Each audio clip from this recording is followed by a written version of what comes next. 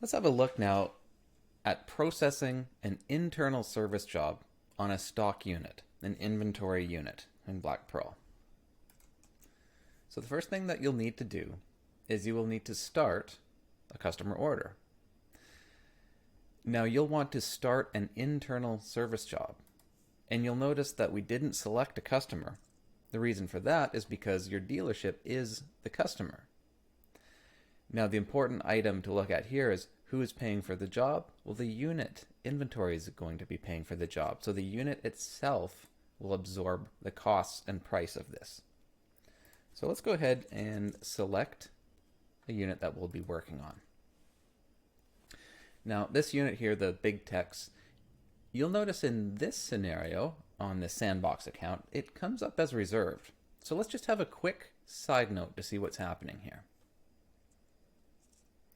When we select that unit record, we now see that this unit is being sold on this customer order to the customer Ralph George.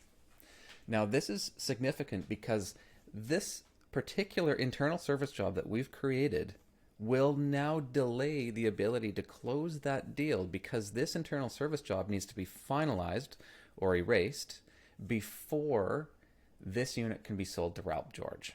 So that's just a heads up when you're doing internal service work that service work does need to be closed before you can sell the unit. And this is what we're going to be looking at here for this particular unit record, the dealer installed options. So currently the pricing is at 0 and the costing is at 0 for dealer installed options. There have been no absorption of costs and price due to internal service jobs. So let's now head back to that service job, and you can see that you can head back to it right here.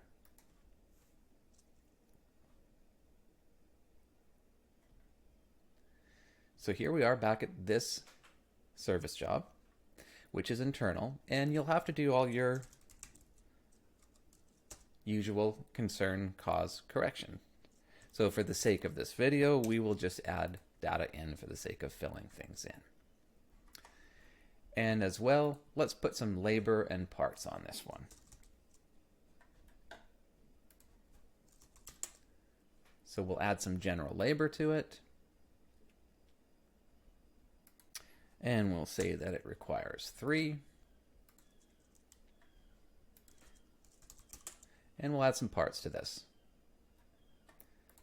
So we are now using 3 hours of internal service to install a shiny part onto this.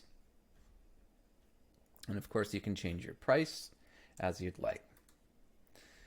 So at this stage, this is where you could assign your technician, log the technician times, go through the entire process, which we will cover in other videos. But for the sake of this video, we're going to breeze over all of the other items like assigning technicians, logging times, adding documents, as well as booking an appointment and the unit check-in.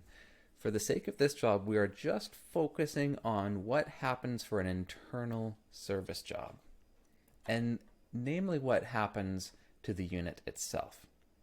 So knowing that we've breezed over the appointments and the check-ins, as well as assigning a technician, clocking on, clocking off, which we'll cover in other videos, let's just go ahead and complete this job right away.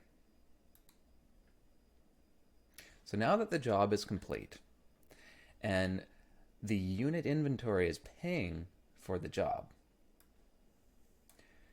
let's just copy that so we can have a look.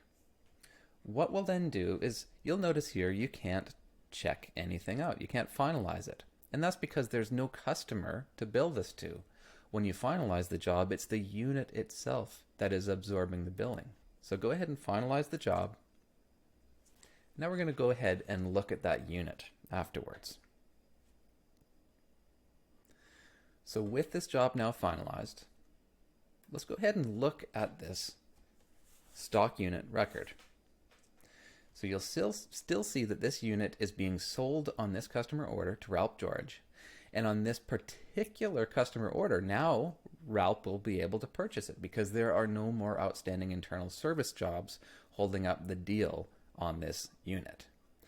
But now we can look here as well. we see that there are dealer installed options in place. And we see that the costing of this has been added as well as the pricing. So we can look at that particular profit within dealer installed options and see that there's a 7.14% on here. Now, one thing to consider, and this will lead into the sales side of things, is on the sales side of things, if you do not want the customer seeing these dealer installed options, that's no problem. You just at the deal level need to zero the pricing of dealer installed options, and this will then eliminate the visual side of these dealer installed options, as well as then you would just absorb that pricing into the base unit pricing that you're selling it for. So I hope this video has been helpful in terms of looking at dealer installed options and how dealer installed options are absorbed into the unit record itself.